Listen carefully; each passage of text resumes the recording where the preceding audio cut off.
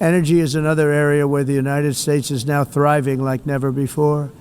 We're getting rid of the falsely named renewables. By the way, they're a joke. They don't work. They're too expensive. They're not strong enough to fire up the plants that you need to make your country great. The wind doesn't blow. Those big windmills are so pathetic and so bad, so expensive to operate. Then they have to be rebuilt all the time, and they start to rust and rot. Most expensive energy ever conceived, and it's actually energy. You're supposed to make money with energy, not lose money. You lose money, the governments have to subsidize. You can't put them out without massive subsidies. And most of them are built in China, and I give China a lot of credit. They build them, but they have very few wind farms. So why is it that they build them and they send them all over the world, but they barely use them? You know what they use? Coal. They use gas. They use almost anything, but they don't like wind. But they sure as hell like selling the windmills. Europe, on the other hand, has a long way to go, with many countries being on the brink of destruction because of the green energy agenda. And I give a lot of credit to Germany. Germany was being led down a very sick path, both on immigration, by the way, and on energy. They were going green, and they were going bankrupt. And the new leadership came in, and they went back to where they were with fossil fuel and with nuclear, which is good. It's now safe, and you can do it properly. But they went back to where they were, and they opened up a lot of different plants, energy-producing plants, and they're doing well. I give Germany a lot of credit for that. They've said this is a disaster, what's happening. They were going all green. All green is all bankrupt. That's what it represents. And it's not politically correct. I'll be very badly criticized for saying it, but I'm here to tell the truth. I don't care. It doesn't matter to me. I'm in New York City. I'm feeling a lot safer. Crime, we're getting crime down. And by the way, speaking of crime, Washington, D.C. Washington, D.C. was the crime capital of America. Now it's after 12 days, it's a totally safe city. Everyone's going out to dinner. They're going out to restaurants. Your wife can walk down the middle of the street with or without you. Nothing's going to happen. My people have done a fantastic job. And yes, I called in the National Guard, and the National Guard took care of business, and they weren't politically correct, but they took care of business. We got 1,700 career criminals out, brought them back to where they came from, the countries where they came from, or put them in jails. Washington, D.C. is now a totally safe city again, and I welcome you to come. In fact, we'll have dinner together at a local restaurant, and we'll be able to walk. We don't have to go by an armor-plated vehicle.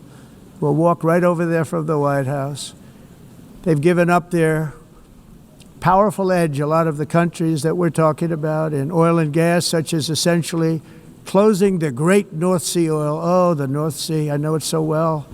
Aberdeen was the oil capital of Europe, and there's tremendous oil that hasn't been found in the North Sea.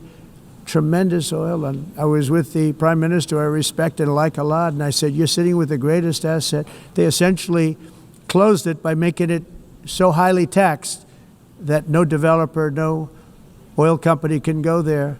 They have tremendous oil left, and more importantly, they have tremendous oil that hasn't even been found yet. And what a tremendous asset for the United Kingdom. And I hope the Prime Minister is listening, because I told it to him 3 days in a row. That's all he heard. North Sea oil, North Sea, because I want to see them do well. I want to stop seeing them ruining that beautiful Scottish and English countryside with windmills and massive solar panels that go 7 miles by 7 miles, taking away farmland. But we're not letting this happen in America. In 1982, the executive director of the United Nations Environmental Program predicted that by the year 2000, climate change would cause a global catastrophe. He said that it will be irreversible, as any nuclear holocaust would be. This is what they said at the United Nations. What happened? Here we are. Another UN official stated in 1989 that within a decade, entire nations could be wiped off the map by global warming. Not happening. You know, it used to be global cooling. If you look back years ago in the 1920s and the 1930s, they said, global cooling will kill the world. We have to do something. Then they said global warming will kill the world. But then it started getting cooler, so now they could just call it climate change, because that way they can't miss. It's climate change. Because if it goes higher or lower, whatever the hell happens, there's climate change. It's the greatest con job ever perpetrated on the world, in my opinion. Climate change, no matter what happens, you're involved in that. No more global warming, no more global cooling. All of these predictions made by the United Nations and many others, often for bad reasons, were wrong. They were made by stupid people that have cost their countries fortunes and given those same countries no chance for success. If you don't get away from this green scam, your country is going to fail. And I'm really good at predicting things, you know. They actually said during the campaign they had a hat, the best-selling hat. Trump was right about everything. And I don't say that in a braggadocious way, but it's true. I've been right about everything. And I'm telling you that if you don't get away from the green energy scam, your country is going to fail. And if you don't stop people that you've never seen before, that you have nothing in common with, your country is going to fail. I'm the president of the United States, but I worry about Europe. I love Europe. I love the people of Europe. And I hate to see it being devastated by energy and immigration. This double-tailed monster destroys everything in its wake, and they cannot let that happen any longer. You're doing it because you want to be nice. You want to be politically correct, and you're destroying your heritage. They must take control strongly and immediately of the unmitigated immigration disaster and the fake energy catastrophe before it's too late. The carbon footprint is a hoax made up by people with evil intentions, and they're heading down a path of total destruction. You know, the carbon footprint was a big, big thing a few years ago. I remember hearing about the carbon footprint, and then President Obama would get into Air Force One, a massive Boeing 747, and not a new one, an old one with old engines that spew everything into the atmosphere. He'd talk about the carbon footprint, we must do so. Then he'd get in and he'd fly from Washington to Hawaii to play a round of golf. And then he'd get back onto that big, beautiful plane and he'd fly back and he'd talk about, again, global warming and the carbon footprint. It's a con job. At extreme cost and expense, Europe reduced its own carbon footprint by 37%. Think of that. Congratulations, Europe. Great job. You cost yourself a lot of jobs, a lot of factories closed, but you reduced the carbon footprint by 37%. However, for all of that sacrifice and much more, it's been totally wiped out and then some by a global increase of 54%. Much of it coming from China and other countries that are thriving around China, which now produces more CO2 than all the other developed nations in the world.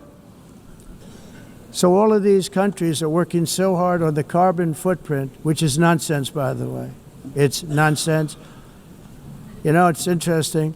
In the United States, we have still radicalized environmentalists, and they want the factories to stop. Everything should stop. No more cows. We don't want cows anymore. I guess they want to kill all the cows. They want to do things that are just unbelievable, and you have it too.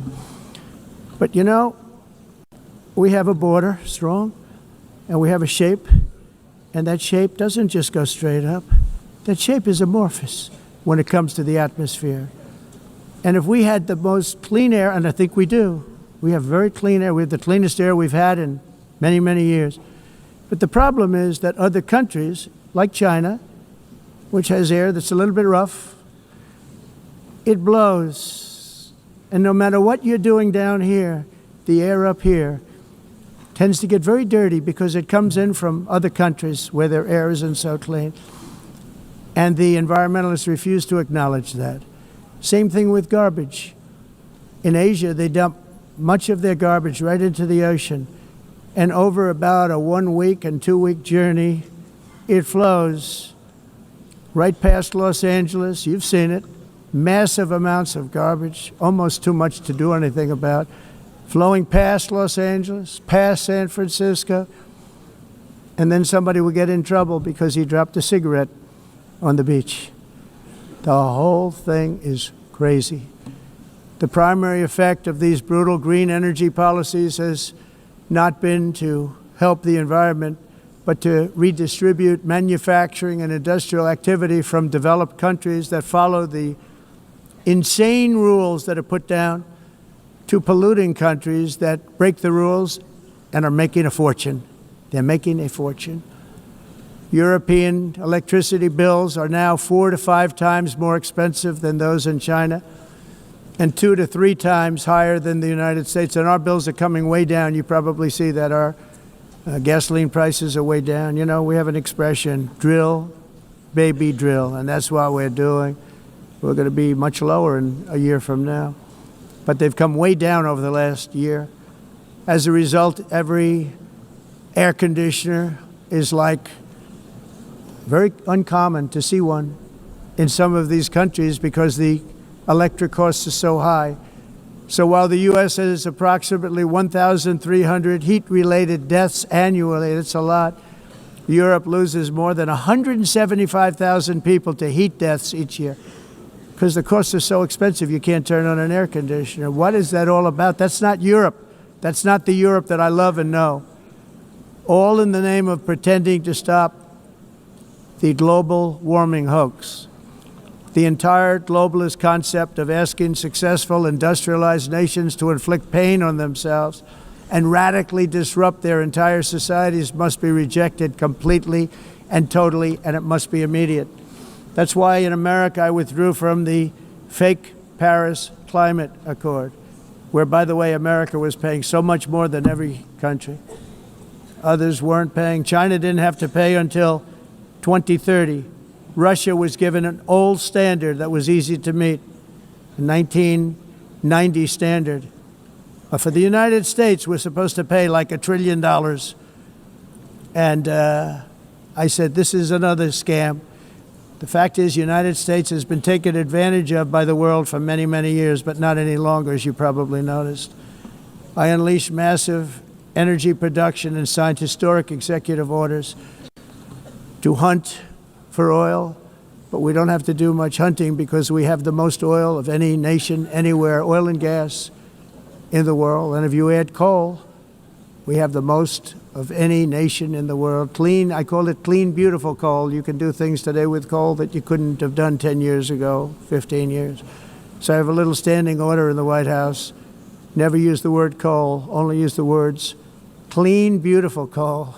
Sounds much better, doesn't it? But we stand ready to provide any country with abundant, affordable energy supplies if you need them, when most of you do. We're proudly exporting energy all over the world. We're now the largest exporter. In the United States, we want trade and robust commerce with all nations, everybody. We want to help nations. We're going to help nations. But it must also be fair and reciprocal. The challenge with trade is much the same with climate. The countries that followed the rules, all their factories have been plundered. It's really sad to watch. They've been broken. They've been broken by countries that broke the rules. That's why the United States is now applying tariffs to other countries, and much as these tariffs were for many years applied to us, uncontrollably applied to us. We've used tariffs as a defense mechanism under the Trump administration, including my first term, where hundreds of billions of dollars in tariffs were taken in. And by the way, we had the lowest inflation, and now we have very low inflation. The only thing different is that we have hundreds of billions of dollars flowing into our country. But this is how we will ensure that the system works for everyone and is sustainable into the future. We're also using tariffs to defend our sovereignty and security throughout the world, including against nations that have taken advantage of former U.S. administrations for decades, including the most corrupt, incompetent administration in history, the sleepy Joe Biden administration. Brazil now faces major tariffs in response to its unprecedented efforts to interfere in the rights and freedoms of our American citizens and others, with censorship, repression, weaponization, judicial corruption, and targeting of political critics in the United States. I have a little problem saying this because I must tell you, I was walking in and the leader of Brazil was walking out. We saw him and I saw him, he saw me, and we embraced. And then I'm saying, can you believe I'm going to be saying this in just 2 minutes? But we actually agreed that we would meet next week. We didn't have much time to talk, like about 20 seconds. They were in retrospect, I'm glad I waited because this thing didn't work out too well. But we did talk. We had a good talk, and we agreed to meet next week, if that's of interest. But he seemed like a very nice man, actually. He liked me, I liked him. But if you, and I only do business with people I like. When I don't like them, I don't like them. But we had, at least for about 39 seconds, we had excellent chemistry. It's a good sign. But also in the past, Brazil, can you believe this, unfairly tariffed our nation, but now because of our tariffs, we are hitting them back, and we're hitting them back very hard. As president, I will always defend our national sovereignty and the rights of American citizens. So I'm very sorry to say this, that Brazil is doing poorly and will continue to do poorly. They can only do well when they're working with us. Without us, they will fail, just as others have failed. It's true. Next year, the United States will celebrate the 250th anniversary of our glorious independence, a testament to enduring power and American freedom and spirit. We will also be proudly hosting the 2026 FIFA World Cup, and shortly thereafter, the 2028 Olympics, which is going to be very exciting. I hope you all come. I hope that countless people from all over the globe will take part of these will be great celebrations of liberty and human achievement, and that together we all can rejoice in the miracles of history that began in July 4th, 1776, when we founded the light to all nations. And it's something really that an amazing thing came out of that date. It's called the United States of America. In honor of this momentous anniversary, I hope that all countries who find inspiration in our example will join us in renewing our commitment, values, and those values really that we hold so dear together. Let us defend free speech and free expression. Let us protect religious liberty, including for the most persecuted religion on the planet today. It's called Christianity. And let us safeguard our sovereignty and cherish qualities that have made each of our nations so special, incredible, and extraordinary. In closing, I just want to repeat that immigration and the high cost of so-called green renewable energy is destroying a large part of the free world and a large part of our planet. Countries that cherish freedom are fading fast because of their policies on these two subjects. You need strong borders and traditional energy sources if you are going to be great again. Whether you have come from north or south, east or west, near or far, every leader in this beautiful hall today represents a rich culture, a noble history, and a proud heritage that makes each nation majestic and unique, unlike anything else in human history or any other place on the face of the earth. From London to Lima, from Rome to Athens, from Paris to Seoul, from Cairo to Tokyo and Amsterdam to right here in New York City, we stand on the shoulders of the leaders and legends, generals and giants, heroes and titans who won and built our beloved nations, all of our nations, with their own courage, strength, spirit, and skill. Our ancestors climbed mountains, conquered oceans, crossed deserts, and trekked over wide open plains. They charged into thunderous battles, plunged into grave dangers, and they were soldiers and farmers and workers and warriors and explorers and patriots. They built towns into cities, tribes into kingdoms, ideas into industries, and small islands into mighty empires. You're a part of all of that. They were champions for their people who never gave up and who never, ever gave in. Their values defined our national identities. Their visions forged our magnificent destiny. Everybody in this room is a part of it in your own way. Each of us inherits the deeds and the myths, the triumphs, the legacies of our own heroes and founders who so bravely showed us the way. Our ancestors gave everything for homelands that they defended with pride, with sweat, with blood, with life, and with death. Now the righteous task of protecting the nations that they built belongs to each and every one of us.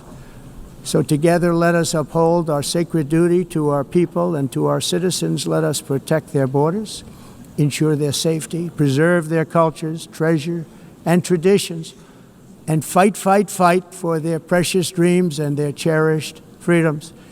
And in friendship and really a beautiful vision, let us all work together to build a bright, beautiful planet, a planet that we all share, a planet of peace and a world that is richer, better, and more beautiful than ever before. That can happen.